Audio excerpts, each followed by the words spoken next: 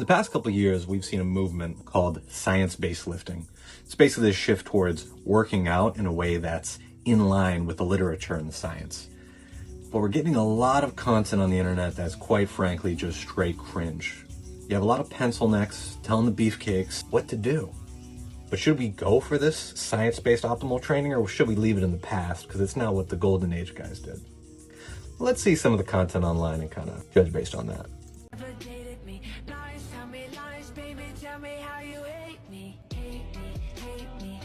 Science-based lifting isn't vaulted, do whatever the hell you want to do, bro. Okay, all right. I mean, I don't know what he's got attached to his arm. I mean, obviously we have like an ankle cuff here, and then I don't know what those little pads are. I'm definitely not liking the footwear. I don't think that's science-based. In fact, I think some gyms outright ban open-toed shoes. But damn, that's a lot of weight on that machine. I would definitely get a little bit more range of motion, and I quite frankly wouldn't want to set this up all the damn time. But damn, like, you know, if you want to do this, freaking go for it. I'm not going to, though. If you're not doing crucifixion flaps in 2025, you do not care about your lat growth. You are wasting your potential if you're not doing crucifixion flaps. Everybody tap in. He built these lats doing only crucifixion flaps.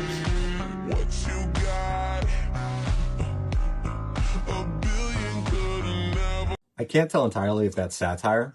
The music and the way he's talking kind of makes it sound like it's satire. For the most part, I don't totally see a problem. I mean, you're still doing that, you know, adduction in that frontal plane.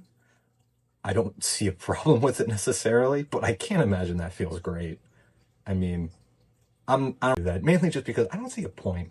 Like, at the science-based movement, they're kind of just taking joints out of the equation, but like, why? Right? Like, you could say from like a central motor command, like you're isolating, you're going to get better recruit of the target muscle. But especially in like a lat pull down, I don't ever feel like any other muscle besides my back is limiting me, besides my grip if I'm not using straps, but I almost always am using straps. I just don't see the point of complicating it more than the lat pull down already is. I mean, I do think the name is funny. I'm kind of tempted to just do it because it's funny. But I can't imagine I would like it more than a lat pull down. Sure as hell, I'm not going to like setting it up.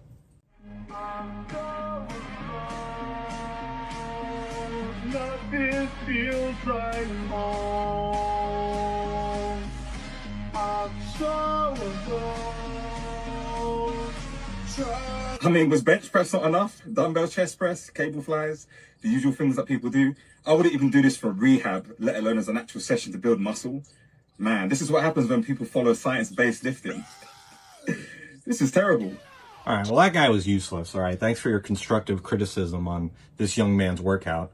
It's definitely not useless. Basically, what the guy is doing is just taking very specific joint actions and just loading them. And he's trying to do it as stable as possible. To me, that's the way he's doing it is just excessive. Like, even just cutting out the fact that he's not doing the eccentric and he's doing a very small range of motion. Why do we need to isolate every damn muscle? Like, I quite frankly don't want to do 50 sets each on a different muscle group every single time I go into the gym.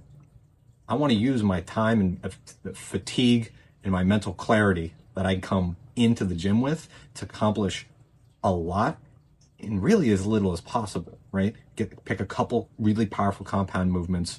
I don't know why I said powerful. That means fucking nothing. Just pick a couple compound movements that hit the target muscles that I want, preferably in a movement pattern that is in line with what I'm chosen to do for my program. Let's say it's a push day, right? A horizontal push, right, is going to be great for hitting deltoids, pec, triceps.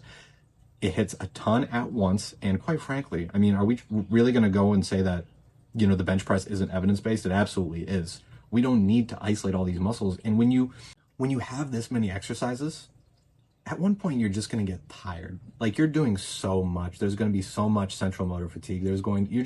I can't imagine halfway through his workout, he's really going to be putting a ton of effort into these isolations. And then as for the other guy, this guy saying, I wouldn't even do this for rehab. This guy, I mean, is this what we're doing for content now? We're just gonna look at other people's stuff, say it's worthless, There's nothing you can get from it. I mean, let's look at these comments. Let's see what he posted. Science-based lifting must be stopped. If the movement didn't exist 15 years ago, they're likely to be no more effective than the classic lifts. Stick to the basics. Wow. You know what? Let's just extrapolate this to everything. If it didn't exist 15 years ago, it ain't it. It ain't it. New medical research? Nope. Go back to witches and stirring a bunch of shit in a pot and smelling it. Nothing new will ever be better than what Grandpappy did in Gold's Gym 80 years ago. Sniffing jacked 3D. Come on. Let's look at this one. I'm lost for words and lost hope in today's humanity. Are we being serious? Like, just because someone younger than you is doing a new exercise and not doing the exercise that your grandpappy did in his garage gym 50 years ago? Like, are we being dead ass right now? This is dramatic. This is dramatic as hell. If you are training this way, you are going to have years of regret in the gym of not making progress, and you'll most likely get injured. Genuinely, I don't know how long these guys can be delusional for when years down the line, they're going to see like no progress, no change in their physique. And I really think that they're going to be like maybe this science-based stuff doesn't really work. And maybe me shaking to the like very top of my rep and then dropping it down isn't really good hypertrophy practices. Like with this new method of training where like they bring it all the way up and then they just like drop it all the way down. Like you're just asking to tear a muscle, dude. Every single video that I see, even like the very serious guys on here, I don't see any sort of good form going on. They're all shaking to the very top of their rep, and I don't think that they're progressive overloading every single week without their ego being checked. I believe that they're just increasing the weight each week, and that's why they're shaking on all their reps. They're not actually progressive overloading. Like, you got to focus on form, bro. Focus on the the contraction, like feel the muscle. If you're able to like kind of visualize things like me, when they're doing a curl, they're leading with their forearm. Like they're leading with their forearm. You're not getting a good contraction in your bicep. I can see it. But this was just a little bit of a rant. I don't know how long these guys can convince themselves they're doing things right when it's so blatantly wrong. I don't really know what he means by leading with the forearm. I mean, if we're doing elbow flexion, we're going to be recruiting the bicep. Like, sure, if you were to, alternate, either pronate or supinate, you might bias certain things. But if you're doing elbow flexion, probably going to be using your bicep, probably going to get a good contraction. But regardless of that, I kind of see what he's saying, where he's saying that like a lot of these guys are focusing so hard on the actual exercise and the sort of how complicated it can possibly be and how stable it is, but they're not even keeping their form consistent, right? I mean, you'll see it in some of these videos. They are shaking like crazy. And quite frankly, I don't know if they're necessarily keeping it to the same lift every time. Like when I do, any sort of like horizontal press, again, I already mentioned it, but I am pushing all the way to lockout, coming back, touching my chest, maybe just barely touching the fabric of my t-shirt is what I like to do, make sure I have control all the way down. It looks the same pretty much the whole time. You might see some involuntarily slowing, right? I'm going to be pushing it slower, but for the most part, it looks the same. With some of these science-based exercises, it kind of doesn't look the same. It looks like they're shaking a lot, like even just from like rep 2 or 3. So I kind of see what he's saying, but for the most part, I think people are still going to make progress. And if they don't, guess what? Most people who go to the gym don't make progress until like their 3rd or 4th attempt of getting into fitness. I mean, it took me, I don't even know how many times in high school that I tried to get into fitness and just didn't have it stick. I didn't think I was getting progress. I was. You almost always are if you're putting in more effort, any more effort than you were before. But you know what? If they do come to regret it, they'll just be in the boat with the rest of us, right? Who took multiple attempts to get into fitness. And then the other thing I wanted to mention is the whole dropping the eccentric and just, like doing like, the Keenan flap where they flap and then just, I'm not totally in agreement with that. I think the idea that the concentric, right, this portion is more stimulating. I mean, I agree, right? I think that we need to kind of step away from just, the kind of like Renaissance periodization-ish era where we were just like, oh, the eccentric, the stretch-based mediated hypertrophy. That's not everything, okay? That's not even all muscles. Actually, in fact, most muscles don't really experience stretch-mediated hypertrophy, so we really shouldn't be focusing on that, right? It's based on the sarcomere operating length. I don't want to get too science-based in a video where I'm talking about science-based cringe, but we had this science-based movement that was so focused on the eccentric, and now suddenly we're in a movement where we're not doing the eccentric, How about we do the eccentric? We just don't force it to be so ridiculously slow. Like, let's do it, but mainly just for injury prevention and to make most of your reps look the same. Have some sort of rep standard. All right, this is my leg workout based on science and experience. Up first, the seated leg curl for the hamstrings. This gets my knees nice and warm for squats, and I usually pick seated over lying leg curls because this study showed they cause about 1.5 times more muscle growth. Next, I do Smith machine squats for the quads and glutes. Here I get as deep as I can and explode out of the hole. Doing these on the Smith allows me to push my last set to failure without worrying about dumping the bar. After that, it's the Romanian deadlift for the glutes and hamstrings. Here I focus on pushing my hips back without allowing my lower back to round. Using straps on these is smart. Your glutes and hams should be stronger than your grip. Then I do leg extensions for the quads. Here I set the seat back to get a deep stretch in the rectus femoris. On my last set, I do myo reps beyond failure. Basically, rest for a few seconds, crank another 3 reps, and repeat. Then I superset 2 sets of hip adductions for the inner thighs with 2 sets of hip abductions for the glutes, and then 4 sets of standing calf raises. All right, see, this is a science-based video. I'm not really gonna nitpick. Like, he's picking good movements that are stable, that he feels good doing. He's keeping some sort of standard of his reps. They all pretty much look the same, except, obviously the one that he fails, if he does choose to fail a set. It's all good stuff. I'm not so certain about the myo rep stuff. I never really understood what the point of myo reps were that straight sets don't give you. But other than that, it's all pretty good stuff. Like, I think this is a good balance. Obviously, this is Jeff Nippy, right? We all know him. Probably one of the leading science-based lifting guys. And yeah, I don't really see a main problem with any of this. Like, it's good exercise selection, good form. He was controlling the eccentric, but he wasn't making it so obscenely slow and acting as if that was the point of the workout. It's good stuff.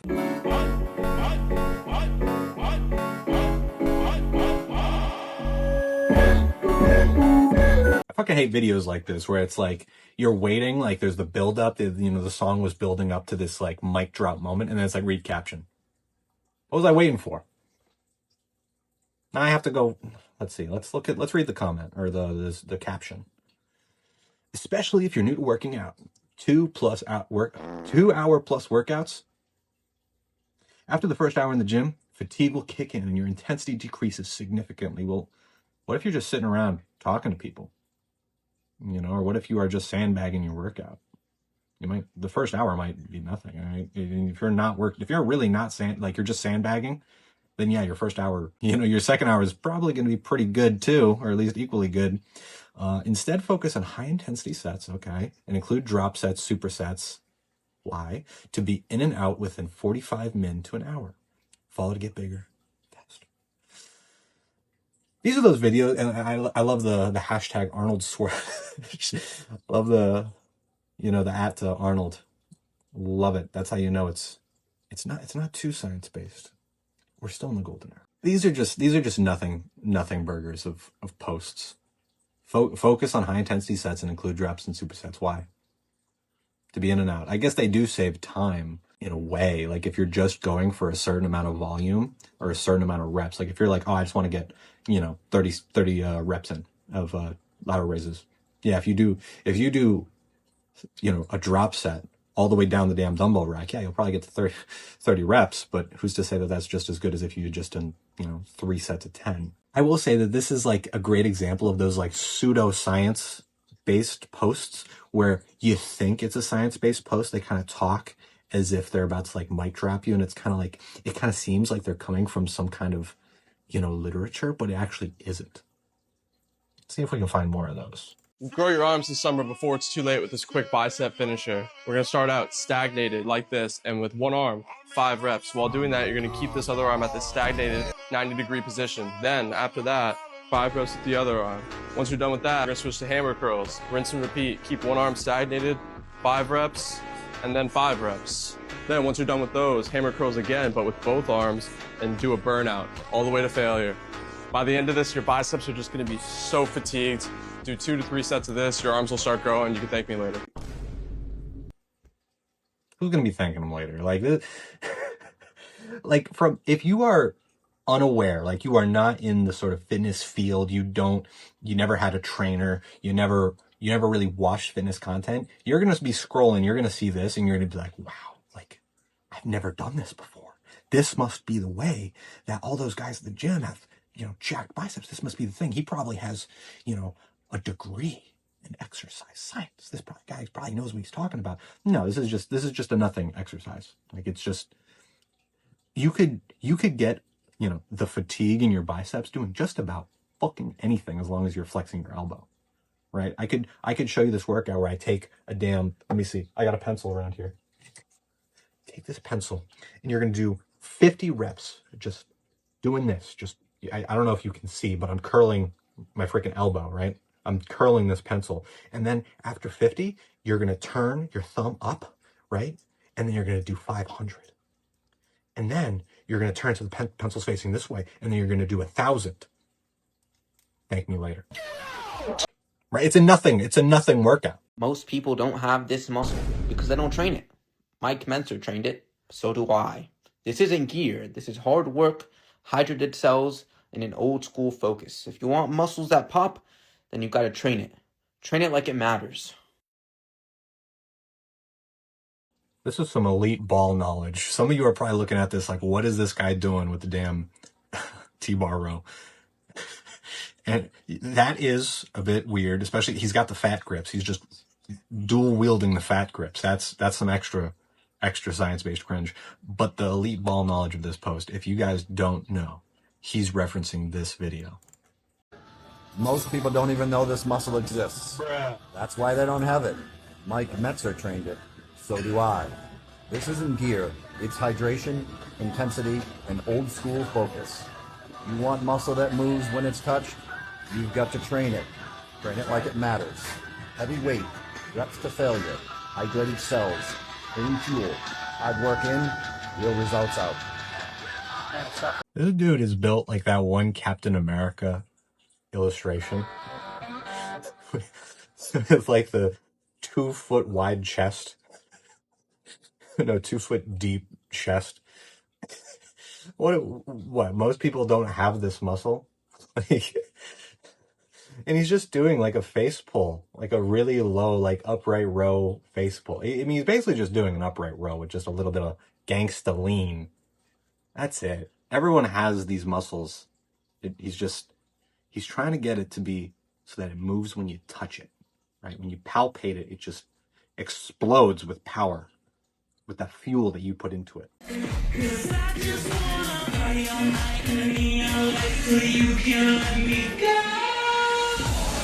It's just elbow extension. Like, you could do this anywhere.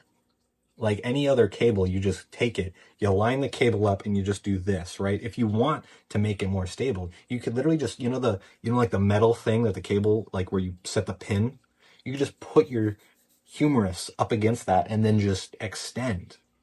Like, I mean, if it was like a busy gym and I saw a guy doing this with the damn cable row, I might crash out just like a tiny bit. Like, especially like with the extra like little yoga blocks. Oh, that's what they're called, like yoga blocks. I don't know, I've never used them, but it's just excessive. And like, yeah, I'm sure this feels stable. Is it that much better than just literally going to one of the other cables and just using it like everyone else does? I mean, maybe I just don't want it bad enough. Maybe he's right. I mean, I think anyone could say that about anything, right? I could go do freaking kettlebell backflips on a Bosu ball, one-legged, and just be like, if you're not doing this, you don't want it bad enough. Right? This is what Mike Mentzer did. He didn't talk about it, but he did it, okay? Lee has no ninjutsu or genjutsu skills at all. Oh, that's nothing. You should have seen how hopeless he was when I first met him. No talent whatsoever.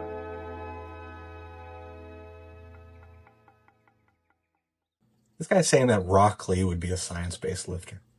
I don't know if you guys have watched Naruto, but Rock Lee's like this guy who doesn't have, powers like everybody else does, so he just puts in a ridiculous amount of work. You know what that work was? Push-ups, sit-ups, running, punching, kicking. He didn't buy a damn elbow cuff on Amazon and then try to target very specific things. He did movement patterns. I don't know. Like, I feel of all people, Rock Lee wouldn't be a damn science-based lifter. And then again, like, this is where we see that, like, where he's just dropping the damn weight after he does the concentric, not really getting any amount of stretch, which, you know, for the lats, okay, sure, fine. How is this necessarily better than just grabbing the damn handle with straps, preferably, so your grip doesn't give out? But like, why? Like, my entire philosophy with pretty much all of these videos is just like, okay, why? Like, it's all just nothing burgers. Can we just take a movement that feels good, that we feel personally stable and good on, and just get stronger at it?